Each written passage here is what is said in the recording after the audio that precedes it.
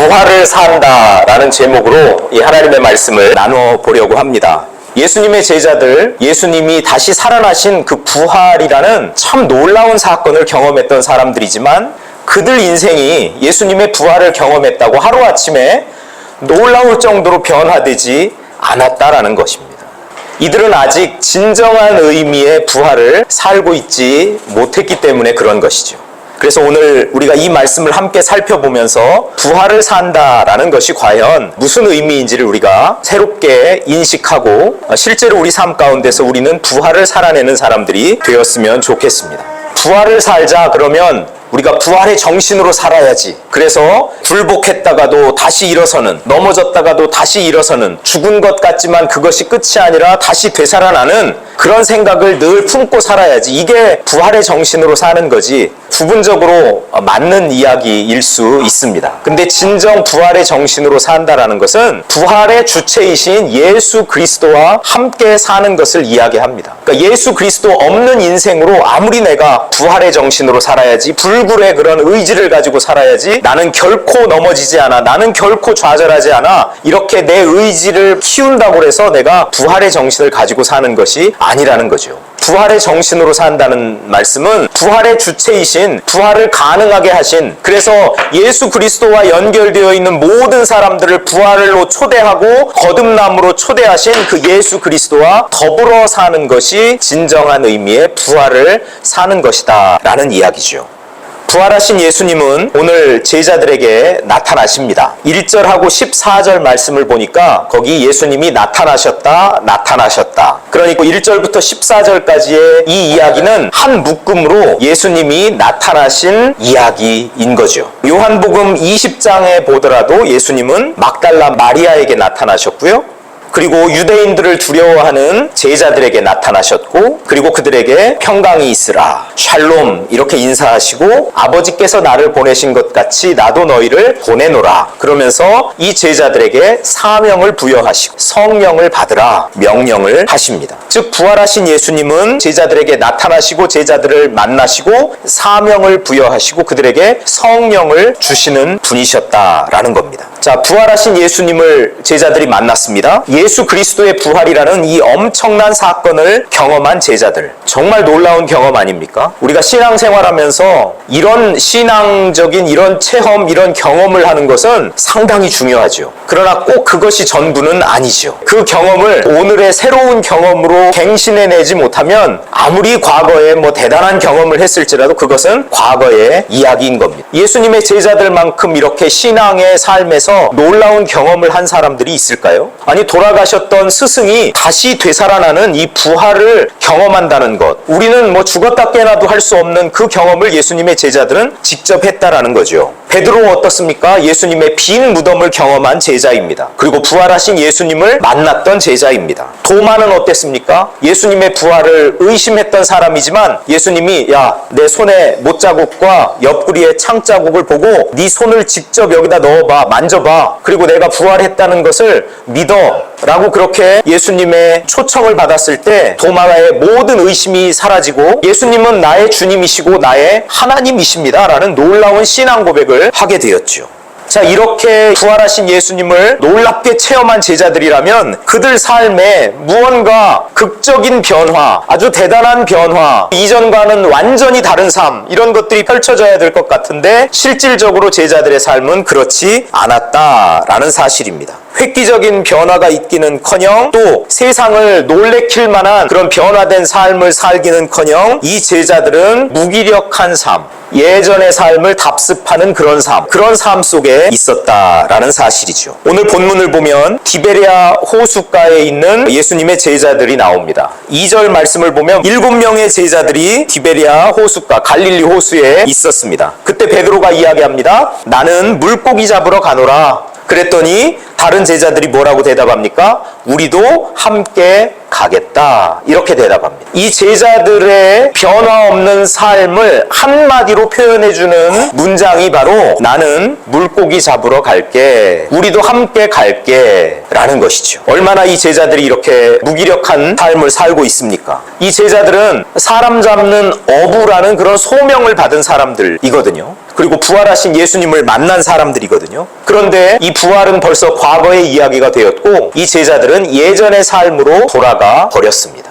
나는 물고기나 잡으러 갈래. 여러분 한번 베드로의 이 말을 한번 곰곰이 생각을 해보세요. 그 안에 들어있는 분위기를 한번 느껴보세요. 여기에서 무슨 하나님 나라에 대한 열정을 느낄 수가 있습니까? 세상을 한번 변화시켜보겠다는 그런 제자로서의 사명감이 불타고 투철한 제자의 모습을 여기서 엿볼 수 있나요? 저는 이 말씀을 묵상하면서 이 제자들이 이렇게 다시 무기력한 삶으로 떨어질 수가 있을까라는 생각을 많이 하게 되었어요. 그런데 그것이 나의 모습이더라고요. 그것이 이 땅에서 그리스도인들로 살아가고 있는 우리들의 모습이더라고요. 우리가 은혜를 받았을 때, 우리가 뭔가 감동을 받았을 때는 세상을 변화시킬 사람들처럼 이 세상을 놀래킬 만한 믿음의 사람들처럼 그렇게 살아갈 수 있을 것처럼 생각하지만 막상 삶 속에 들어가면 금세 예전의 삶을 답습하고 있는 바로 우리들의 모습이더라라는 것이죠.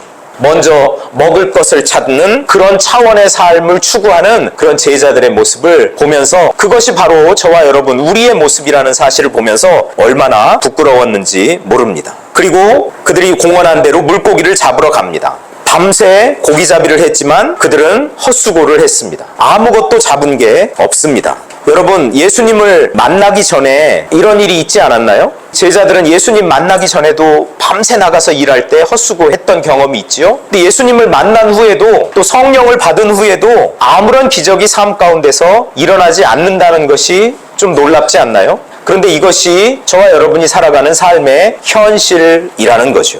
누군가 예수님을 만나고 난 그 이후의 삶은 늘 기적의 연속이고 항상 모든 것이 풍성하고 모든 문제가 다 해결된다고 우리에게 이야기하는 사람이 있다면 그건 우리를 호도하는 것일 겁니다. 기독교 신앙을 왜곡하는 것일 겁니다. 삶은 그렇게 녹록하지 않다라는 것이죠. 왜 오늘 본문에서 밤새 나가서 밤샘 작업을 한 이 예수님의 제자들의 소득 없이 돌아오는 것을 왜 성경에서 보여주겠어요? 아니 부활하신 예수님을 만난 제자들이 나가서 물고기를 잡으면 배가 가라앉을 정도로 많이 잡아야죠. 그물이 찢어질 정도로 많이 잡아야죠. 부활하신 예수님을 체험한 사람들이 세상에 나가면 모든 분야에서 승승장구를 해야죠. 공부하면 다 1등하고 운동하면 금메달 따고 하는 일마다 다 잘 되고 성공해야죠. 그러나 현실은 그렇지가 않더라라는 사실입니다. 이 제자들은 어쩌면 영혼의 깊은 밤을 통과하고 있는지도 모릅니다. 저와 여러분처럼 말이죠. 우리가 신앙생활에 들어왔다고 매 순간 항상 밝은 빛만 비춰있는 것은 아니거든요. 우리가 항상 빛 가운데만 걸어가는 것은 아니거든요. 신앙의 단계별로 때로는 이 영혼의 깊은 밤을 체험할 때가 있어요. 마치 주님이 안 계신 것과 같은 그런 체험. 아무리 기도해도 하나님이 응답하시지 않는 것과 같은 그런 체험. 이 영혼의 깊은 밤을 통과하는 사람들이 신앙의 세계에는 의외로 많다라는 사실입니다. 막상 신앙생활을 해보면 잡힐 듯 하면서 잡히지 않는, 보일 듯 하면서 보이지 않는, 이해할 것 같은데 이해가 되지 않는, 그래서 참 깜깜하다, 왜 이렇게 보이지 않지, 왜 이렇게 이해가 되지 않지, 왜 이렇게 영적으로 내가 무기력하지 하는 그런 경험을 실질적으로 우리는 하게 된다라는 겁니다. 여기 있는 제자들과 저와 여러분이 그렇게 다르지 않습니다. 이들은 영혼의 깊은 밤을 통과하고 있습니다. 이들에게 주어진 이 밤은, 이 영적 무지의 밤은요, 부활의 깊은 진리를 아직 제대로 깨닫지 못해서 찾아오는 그런 어둠이라는 사실이죠. 그들의 삶에 그래서 열매가 없는 것입니다. 예수님 없이 나아가서 살아가는 그 삶에 그래서 열매가 없는 것이죠. 그때 예수님께서 나타나셔서 말씀하십니다. 그물을 배 오른편에 던지라, 그리하면 잡으리라. 6절 말씀이죠. 그리고 예수님 말씀대로 해서 엄청난 수확을 얻게 되었습니다. 물고기가 많아 그물을 들 수 없을 정도로 많이 잡았다. 그리고 요한복음은 특별히 그때 잡았던 물고기의 숫자가 153마리나 되었다. 아주 많이 잡았다는 이야기죠. 그물을 배 오른편에 던지라 예수님이 말씀하실 그때까지만 하더라도 예수님을 알아보지 못했던 제자들이 이 일이 있고 나서 예수님을 알아봅니다. 예전에 디베랴 호수, 갈릴리 호수에서 있었던 그 사건이 기억이 났겠죠. 아, 이분이 예수님이시구나. 그래서 예수께서 사랑하시는 그 제자 요한이 베드로에게 주님이시다 이렇게 이야기를 하게 되는 거죠. 주님에 대해서 새롭게 눈을 뜨게 되었습니다. 주님에 대해서 새롭게 기억하게 되었습니다. 밖에 나왔습니다. 예수님이 이제 제자들에게 음식을 공급하십니다. 숯불이 피어 있고 그 위에 물고기와 떡이 있었습니다. 예수님은 이 물고기와 떡으로 제자들의 허기진 배를 채우십니다. 숯불은 또 무엇을 떠올리는 장치일까요? 베드로가 예수님을 배반했던, 베드로가 예수님을 모른다고 부인했던 뜰에 피어있던 그 숯불을 떠올리는 그런 장치 아닐까요? 예수님은 이 그림을 통해서 베드로가 과거와 직면할 수 있도록 초대하고 계십니다. 이건 베드로의 트라우마예요. 베드로 평생에 지워지지 않는 트라우마. 나는 예수님을 배반한 제자야. 또 다른 사람이 나를 보면서 손가락질을 할지도 몰라. 이건 베드로의 영적인 트라우마거든. 예수님을 스승을 배반했던 제자라는 트라우마. 그런데 예수님은 그것을 그냥 아무 일도 없었던 듯이 처리하시는 것이 아니라 베드로가 그 트라우마를 정면으로 마주하게 해주십니다. 그러면서 베드로의 영적인 트라우마를 고치시는 거죠. 이것이 참 놀라운 오늘 본문의 그런 장치라고 할 수 있습니다. 예수님은 뿔을 피워놓고 거기에 물고기와 떡을 구워서 그들의 허기진 배를 채우시면서 베드로의 배신을 감싸 안고 계신다. 그들에게 음식을 공급하면서 베드로의 배신, 베드로의 배반을 감싸 안고 계신다라는 사실을 보게 됩니다. 이 본문 이후에도 예수님은 특별히 베드로와 대화를 하시면서 네가 나를 사랑하느냐? 네가 나를 사랑하느냐? 네가 나를 사랑하느냐? 베드로의 그 사랑을 확인하시는 장면이 있습니다. 왜냐하면 이 베드로는 앞으로 이 예수 공동체를 이끌어갈 리더거든요. 그 리더가 그 과거의 트라우마에서 벗어나지 못해서 과거의 그 상처를 곱씹으면서 한 발짝도 한 발짝도 영적으로 전진해 나가지 못한다면 이 예수 공동체는 희망이 없거든요. 그래서 예수님은 베드로의 트라우마를 이 두 번의 단계를 거쳐서 치료를 해주시는 거예요. 괜찮아. 내가 너를 사랑한단다. 너도 나를 사랑하지? 그러면 됐어. 과거에 연연하지 말고 힘차게 미래를 걸어가라. 미래 부활의 삶을 살아라. 라고 예수님은 베드로를 초대하고 계십니다. 제자들을 먹이시는 이 장면은 제자들 앞에 그들의 미래를 향해서 예수님이 초대하시는 거예요. 너희들 앞에는 미래가 놓여 있다. 베드로, 특별히 너 과거의 상처에 연연하지 말고 미래를 향해서 나아가라. 부활을 살아라. 이렇게 초대하고 계시는 거죠. 여러분, 이 제자들 비록 예수님의 부활을 경험한 제자들이었지만 그들은 완전히 빛 가운데 거하지 못했습니다. 여전히 어둠 가운데 있었습니다. 그들이 밤에 나가서 밤샘 작업을 하는 그 장면이 바로 그들의 그 영적인 어둠과 그들의 무지를 보여주는 그런 장치인 것이죠. 그러다 보니까 그들은 그저 물고기나 잡자 하는 그냥 일상생활로 돌아가 버리면서 역사의 무대에서 사라져 버릴 수도 있었습니다. 그런데 예수님은 오늘 그들을 찾아오셔서 그들을 만나주시고 그들에게 다시 사명감을 고취시키면서 그들을 역사의 전면에 세우고 계신다라는 사실이죠. 이 숯불 위에 놓여져 있는 식사, 이것은 예수님의 사랑을 일깨우는 것이죠. 예수님은 십자가에 달려 돌아가시기 전에 제자들과 마지막 만찬을 하셨습니다. 그 마지막 식사를 떠올려주는 이 장치를 통해서 예수님이 이 제자들을 얼마나 사랑하시는지를 보여주고 계십니다. 그리고 부활하신 예수님과 제자들이 친밀하게 교제하는 그 장을 만들어 가시죠. 이 제자들이 밤에 나가서 고기잡이를 하는 이것은 그들의 사명을 일깨우는 사건입니다. 그들은 부활을 경험한 제자들이었지만 자기들의 사명이 무엇인지 잠시 잊었습니다. 왜냐하면 그들이 처한 영적인 무지와 영적인 어두움 속에서 사명을 잃어버릴 수밖에 없었던 것이죠. 근데 예수님은 다시 나가서 고기잡이하는 그들의 모습을 통해서 고기를 많이 잡게 하시는 이 사건을 통해서 너희들의 사명이 무엇인지, 예전에 내가 너희들에게 얘기해줬던 너희의 사명을 다시 떠올려 보라고 그렇게 말씀하고 계시는 겁니다. 단지 생계를 넘어서 너희는 사람을 낚는 어부야. 너희는 사람들을 산채로 하나님 나라로 데리고 오는 사람들이야. 라고 그들의 사명을 분명히 해주고 계신다는 거죠. 너희는 나가서 복음을 전할 사람들이야. 세상에 나가서 사람들을 제자 삼고 하나님 나라 백성으로 초대하는 사람들이야. 이 사명을 분명히 하고 계신다라는 사실이죠. 이 사건을 통해서 제자들 안에 있던 의심이 사라지게 되었습니다. 그리고 이 제자들은 다시 예수님과 친밀한 교제를 회복하게 되었고 사명의 자리에 나아가게 되었다라는 이야기입니다. 여러분, 그렇다면 우리는 이 장면을 통해서 부활을 산다는 것이 무엇인지 다시 한번 확인할 필요가 있습니다. 부활을 산다는 것은 정신 승리하듯이 나는 불굴의 의지로 살아갈 거야. 절대 나는 넘어지지 않아. 이렇게 내 의지만 고양시킨다고 내가 부활을 사는 것이 아니다. 부활의 주체이신, 그리고 부활을 가능하게 하신 예수 그리스도와 더불어 사는 것이다 라는 것입니다. 오늘 본문이 그걸 이야기하거든요. 오늘 본문에 나오는 예수님은 어떤 분이십니까? 오늘 우리 이야기가 1절부터 14절까지가 하나의 묶음인데 1절에도 나타나시다, 14절에도 나타나시다. 예수님이 다시 나타나시는 분이라는 거예요. 여러분, 부활을 사는 것은 예수님은 다시 나타나시는 분이다. 예수님은 내 인생뿐만 아니라 이 세상에 다시 오실 분이다. 이런 다시 오시는 예수님에 대한 소망을 우리가 잃어버리지 않고 간직하고 살아가는 것, 그것이 부활을 살아가는 첫 번째 요소가 됩니다.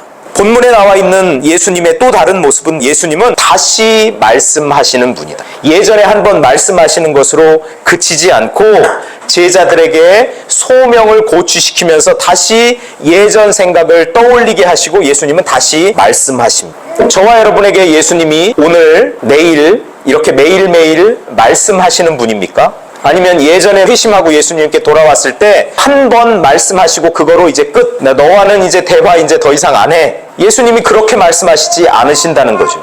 예수님은 날마다 우리에게 다시 말씀하시는 분이에요. 근데 우리는 이 예수님의 말씀을 언제 듣습니까? 이 성경 말씀을 통해서 듣죠. 주일에 오면 설교를 통해서 듣지요.